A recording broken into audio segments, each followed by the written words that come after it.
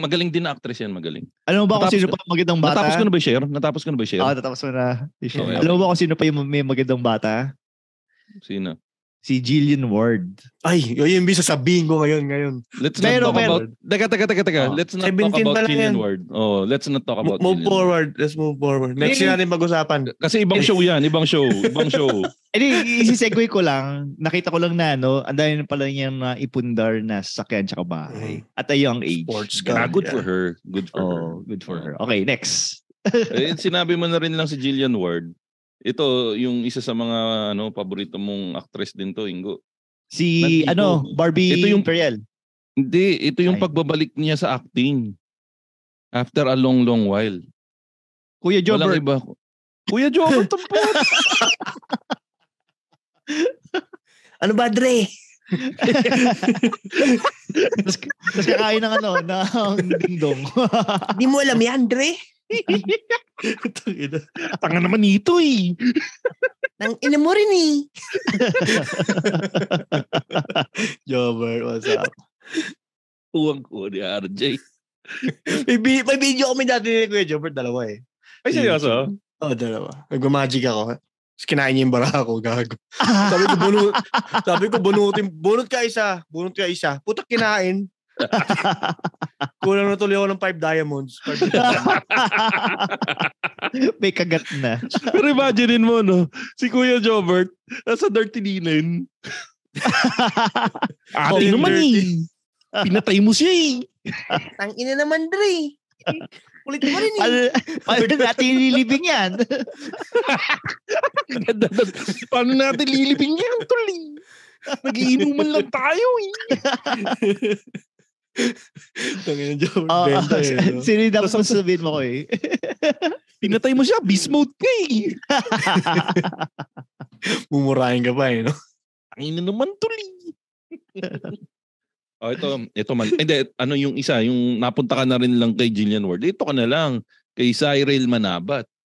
Si Cyril, Andiyan siya sa Dirty Linen? Andito, ito yung niya, yung comeback project niya sa ABS. And I must say, talagang lumalabas yung, kasi 2-time best actress yung si Cyril Manabat eh. Nung bata pa siya, 2-time best actress siya. So, hindi siya nangalawang, Ingo. Nakita ko eh. Tsaka tawag doon. Kitang-kita ba, Paps? Alam mo, Ingo, kahit anong layo ko sa'yo, nilalayo kita sa pagkakasala. Nandun ako sa best actress and everything. Nakita mo nga eh. Yung tono. Alam mo yung tono niya, RJ? Rinig mo sa tono niya eh, no? Hindi, pero dito mo makakita din na kung gaano na tayo katanda dahil napanood na natin siya, nakita na natin siya lumaki from going bulilit to yung current current role niya. Hindi siya nag-going bulilit. Hindi mo siya nag-going bulilit? Hindi siya nag-going bulilit. Starstruck ba to? Star Circle?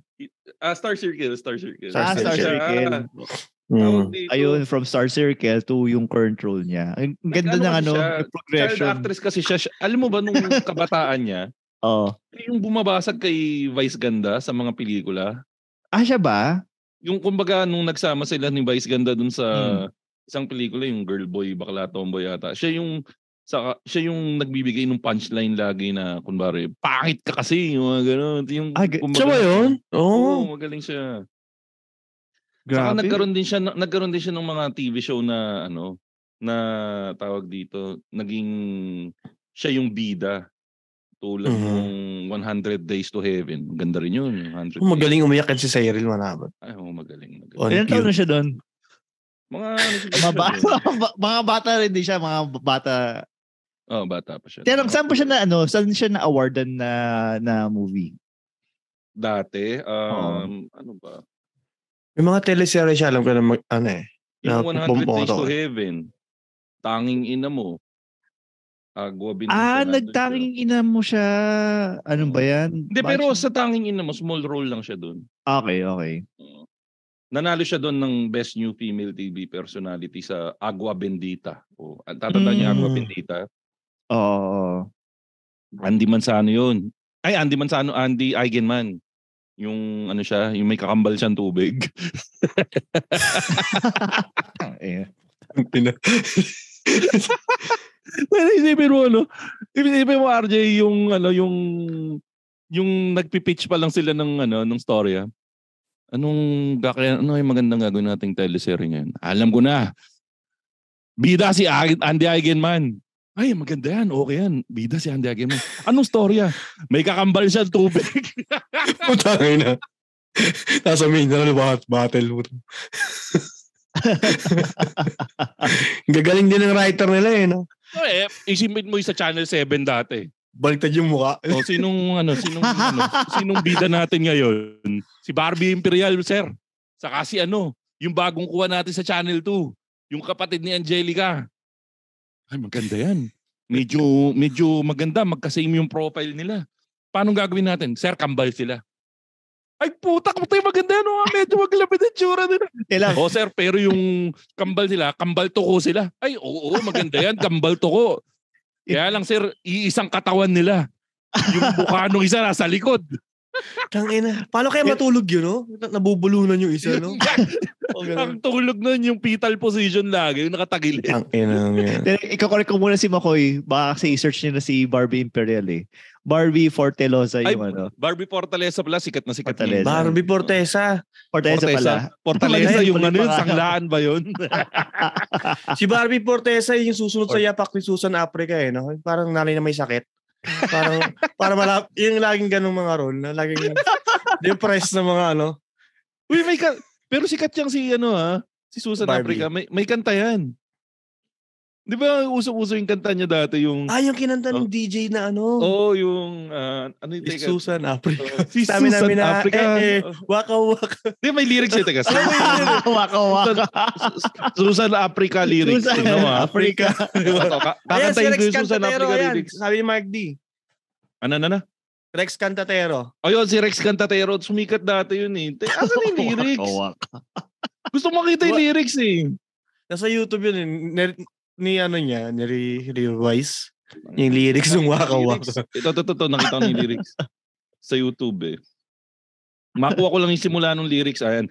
Minsan siya ay mother sa teleserye. Ito, imagine mo, hindi ako magaling kumanta eh, pero imagine mo Ingo sa saliw ng tugtuging it's time for Africa. Alam mo yung kanta na yun, Ingo? Oo naman.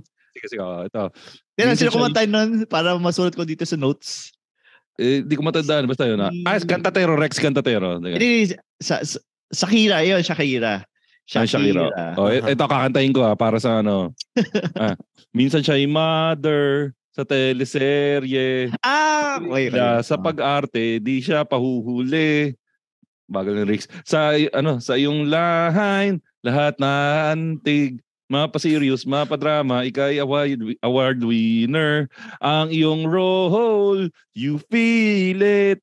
Kayang-kaya mo, you believe it. Ito yung matindi. Nanay lagi ang role niya. Minsan siya'y ate. Pero totoo yun, di ba? Si Susan Africa. Nanay may sakit, nanay lagi yung role. Tapos, nanay ang role niya. Minsan ay ate. Magaling na actress, batikan siya, ito na. Tapos, sumikat siya sa, Mara Clara. Napanood mo ba yung Go or RJ yung Mara Clara? Yeah. Kaya lang, Mara Clara nung grade school tayo? OG! Yung original, okay. Bida siya sa Mara Clara, si Susan Africa. Sabi ni Zelter Aguiles sa Facebook Live, kuha daw yung tono. Galing. Pwede na tong ipalit dun sa Jopay. Uy, nakita mo yung may collab sila ng mayonnaise. Oo. Pero ang naggawa nung collab na yun si pangalan nito, si KMJS. KMJS? Sila ang naging susi sa tagumpay para mabuo yung collab na yun. In-interview nila si Kosang Marlon. Tapos, in-interview din nila yung mayonnaise, tapos dinala siya sa gig. Nice. Pala, Makoy, kanina natatawa ako kasi inisip ko, isasama ko ba yung pagkanta mo o i-insert ko na rin yung kanta ni Rex? Di, sama mo yung kanta ko! Ito, tutuloy ko pa nga yung kanta eh. Ito na yung ito na yung bridge. Bida siya sa Mara Clara. Si Susan Africa. Nanay na may sakit. Yung magaling na actress, batigkan siya. Role niya lagi, inang may sakit. Susan Africa. Si Susan Africa. Tingnan ko, di kayo ma-LSS. Gago kayo. At dahil dyan, i-insert ko yung yung kanta talaga Ay, ni Rex Catatero after nito. Ayun. Hindi, para mabigyan din sila ng credit. Bigay natin yung link. Sige, ito, sa ilalagay show ko sa chat. description. Ay, nasa yun na ba? Nakita mo na? Hindi sa show description na lang para mapilitan silang pakinggan yung episode na to. Pakinggan yung supportan niya sila Rex Cantatero, magaling yan.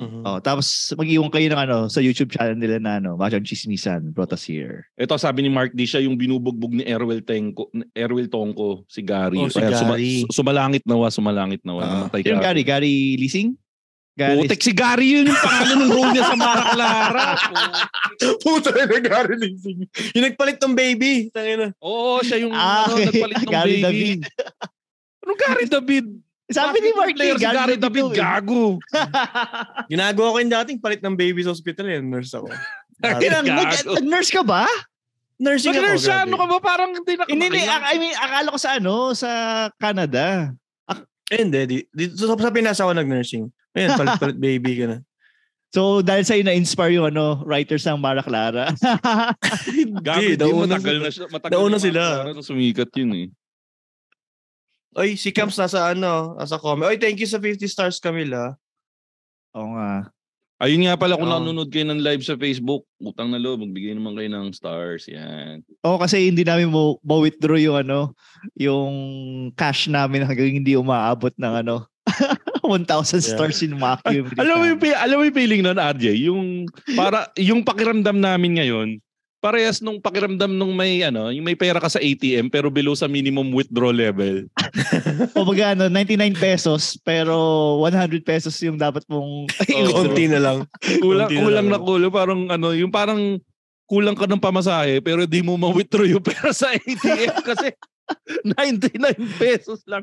Tapos hahanapin mo yung tropa mo, tol, pa-transfer naman ng piso para ma-withdraw ko yung pera ko sa... So thank you doon sa nagbigay ng stars. Ay, teka, balik tayo dun sa sa pinag-usapan natin, si Susan Africa.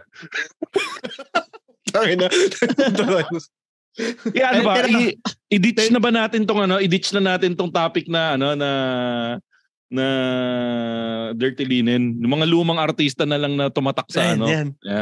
Pero mag-segue ako kung sila RJ at Cam Strikes or si Camille sa Kisot Chronicles, mas matagal yung tawa nila kaysa sa mismong kwento.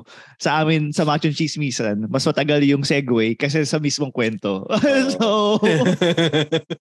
sige, yun na yung topic natin kasi natuwa na tayo. So, in honor of the artistas na sumikat na pag naisip mo yung specific na artista na yun or specific na role, automatic ilalagay mo na kaagad siya doon sa specific role na yun. Ay, putay na. Ako na mauna.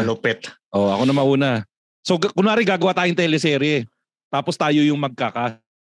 Automatic. Pag nasabi natin yung cast, siya na yung cast na ilalagay natin. So, kailangan, question, dapat ba buhay to? Kahit patay, bubuhayin natin. Ganun kabangis yung production natin. So, mauna tayo doon sa best friend nung bida. Pag sinabi mong best friend, alam mo na kagad kung sino papasok sa utak mo. Para sa akin, yung kaibigan ko. Lalaki ba yung bida, babae? Babaeng bida. Siya yung best friend ng babaeng bida. Mauna na ako, ha? Walang iba. Kundi gusto nyo, magbibigay tayo ng isa-isa. Tapos saka tayo magde-decide. Parang quote-and-quote macho playoffs. Yan. Modified macho playoffs. So, una nating ikakast best friend ng bida na babae. Ang aking nominee ay walang iba kundi si Nikki Valdez. Pakyo kayo. Tingnan ko. Nikki Valdez Nikki Valdez, basta best friend ng bidang babae sa pelikula, Nikki Valdez. Nikki Valdez? Putik, di mo kilala si Nikki Valdez? Ang hirap mong kabanding, Ingo. Di ko kilala si... I-google mo na. Nikki Valdez. Ilan taon? Shot na ni yan. Troy Montero yata dati. Ex yan. Nikki Valdez, yan ang pambansang best friend. Para sa akin, ha? May maitatapat ba kayo na ibang best friend sa pelikula? Kay Brosas siguro.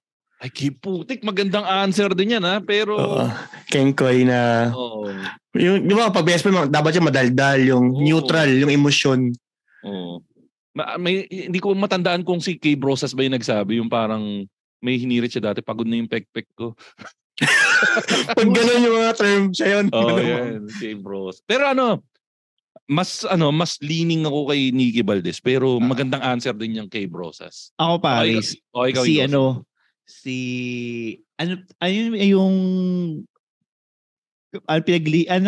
pinanganak may kambal na eme. Yung babae sa septic tank, yung lumabas sa babae ng septic tank. Pwede. Eugene Domingo. Kasi usually, di ba kung mapapansin natin, kahit doon sa panahon ni Dolphy, nung panahon na siya yung sidekick ng mga bida, katulad sila yung mga RJ sa lungat dun sa character nung main character, nagiging comic relief. So feeling ko si best friend sa Philippine cinema dapat comic relief siya. Kaya Eugene Domingo. Makes sense, yeah. Pero ipaglalaban ko si Nikki Valdez kasi pag inisip mo ngayon pare, siya yung best friend madami na siyang pelikulang naging best friend and naging patok. Pag tingnan mo. I-google natin. Kumbaga siya yung siya yung equivalent para sa akin ni Susan Africa pagdating sa pagiging best friend. Pag sinearch mo sa Google ngayon, pambansang best friend. Opacue, lumalabas si Nikki Valdez. Nikki Valdez ngayon, Basta ang best friend sa pelikula. Dapat lumabas si Nikki Valdez para di ako mapahiya. Correct? Nikki Valdez, Opacue kayo. Ay, may nagsisex yata sa sa background. Unmute natin sila. Yan, basta Nikki Valdez. Ikaw, ipaglaban niyo yung mga nyo. Ikaw, may paglalaban mo ba, RJ? Si Kay Brosas? Si Kay Brosas kasi pwedeng pang bardagulan yun kapag nabastos yung si bida. Sa bagay, no? Siya yung itsura makikipagsabunutan para sa best friend. Oo. Ikaw, Ingo, may pagtatanggol mo ba yung best friend mo? Kasi kita mo naman si Eugene Domingo. Yung katawan pa lang niya alam mong... Uy, payat na si Eugene Domingo. Payat na ba siya? Di tatawag na siya ng polis. pero alam mo, medyo lugi si Eugene Domingo eh. Kasi ang payat niya na. Pero naiiwan yung mukha niyang chubby, parang ako. Di magpaano na lang yun, tawag doon. Yung dalong stick na inaano sa mukha. Hindi titi yung para Jade roller. Alam mo ba ang RJ? Kabaklaan ni Ingo, nagpunta ako sa bahay nila nung binuksan ko yung freezer niya, may jade roller. Tsaka may facial mask. Daig mo ba yung asawa ko? Kaya pag nakita mo yung ads ng Machong Chismisan jacket na bago namin, na hoodie, para kita mo, ang dami nagko-comment, ang pogi niya. In-edit mo ba yung picture na yun, Ingo? Hindi. Lighting lang yun. Sabi nung misis ko, moisturizer. Sabi nung misis ko, aminin mo nga sa akin, nagpa-botox ba tong si Ingo? Walang lukot yung mukha niya eh. Ano ba yun, Ingo? Dapat ba maging compliment ba yun pag tinatanong kung nagpa-botox? O dapat maging yun? Hater comment yun dahil sasabihin na mukhang EDSA yung mukha mo, walang galaw. Ako, feeling ko depende sa estado ko ngayon sa buhay. Compliment yun? Kasi una, wala akong pambili ng pang-botox, pero akala nila may pera ako pang-botox. So, compliment yun. Okay, sige. Ako, gagamitin ko ang aking superpowers. Kailangan si Nikki Valdez ang best friend natin sa pelikulang gagawin natin. Ano ba pangalan ng... Wala pang yung movie natin tema, no? Wala pang tema. Drama title movie muna, title. Title? Ikaw, RJ, ikaw magaling dyan sa mga title eh. Umaga na ng hinugot? Umaga na ng hinugot, pwede. Ako ihilang ang pahinga. Yeah. Alugin ng bayag ng Diablo. Ay, gusto ko yun. Tapos drama, alugin ng bayag.